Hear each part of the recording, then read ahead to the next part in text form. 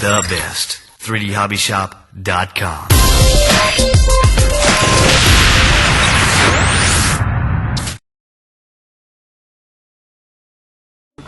Yep. Okay. First of all, always do a pre-flight routine. That way you know everything's working. So, right aileron, left aileron, up elevator, down elevator, left rudder, right rudder, and power up. Alright, let's take off now.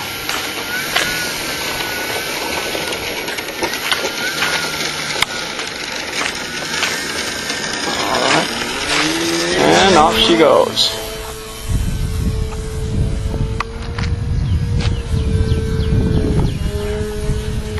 Get to a comfortable attitude, switch to 3D rates, and then just yank on the elevator. Just let the airplane fall, and then try to let it point toward you. There you go. Just let it sink.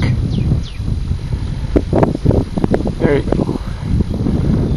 So you get a little closer, put up a little throttle, ease up on the elevator, and fly back out.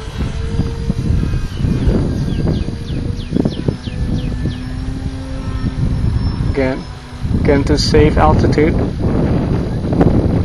and just pull up on the elevator. Get used to, here I'm going to use a little rudder here to drive her around a little bit, and then add a little bit more power, ease up on the elevator.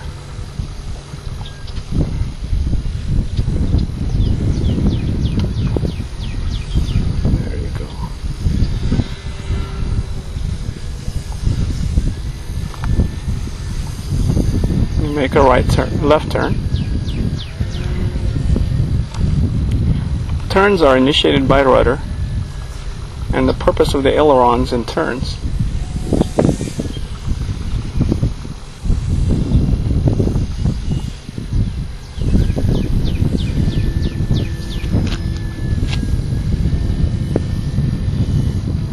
is to adjust the bank angle.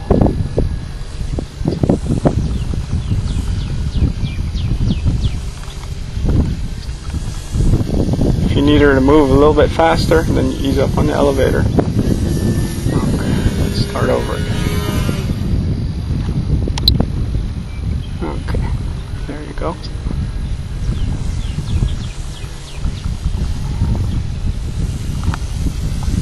Yeah. As you get a little lower, add a little more throttle. You can turn with the rudder, and then adjust your bank angle with your aileron.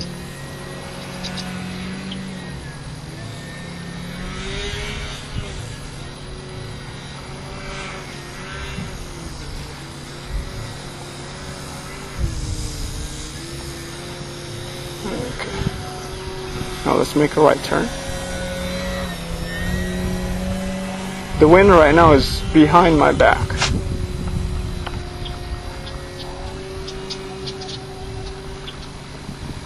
Anytime you're going to be turning away from the wind, you'll always have to add a little bit more throttle. And pull up on the elevator a little bit more. So you'll notice now, I'm going to turn a little more throttle. More throttle. There you go.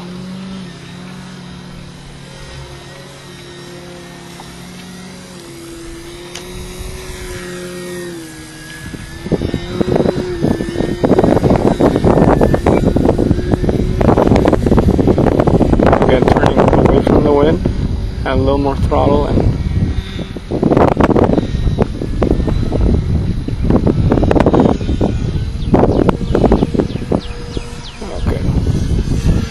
bring her back up again.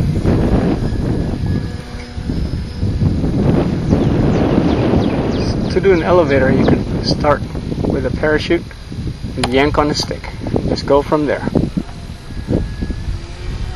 Add a little bit of throttle while you ease up on.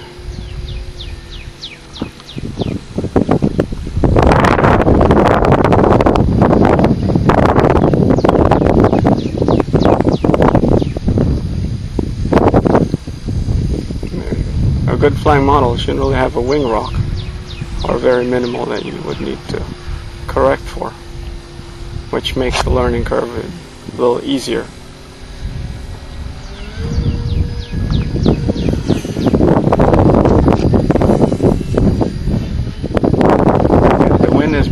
my back in front of me.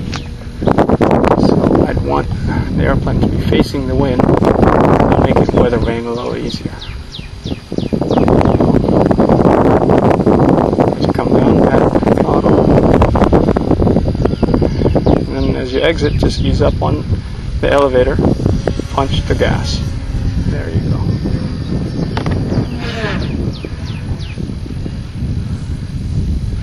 Let's do a little inverted here.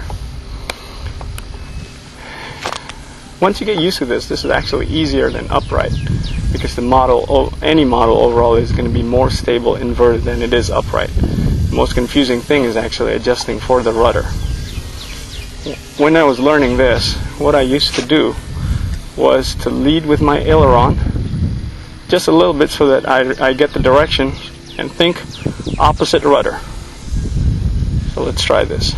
Okay, you're going to turn left. So left aileron. Oh, sorry. So left aileron just a little bit, and then feed the right rudder. There you go. And add throttle as necessary.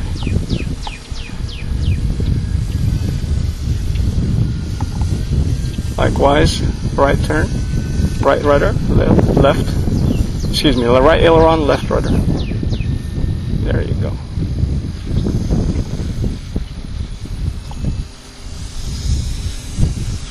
And perfecting this maneuver is just a matter of getting the fine balance between throttle and elevator. Okay, again, left turn. More gas. Oh yeah.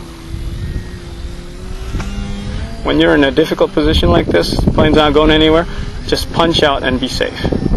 That's usually when people lose all sorts of orientation. Whenever you're doing inverted Harrier, you should always be moving forward, because if not, you'll start losing orientation. Okay. As for how do I enter a Harrier, you could do a couple of things. You could start with just slowly adding throttle, elevator, and the airplane will enter into a post-stall attitude. There, we're in the Harrier already. Harrier/elevator. Add a little more throttle. There you go.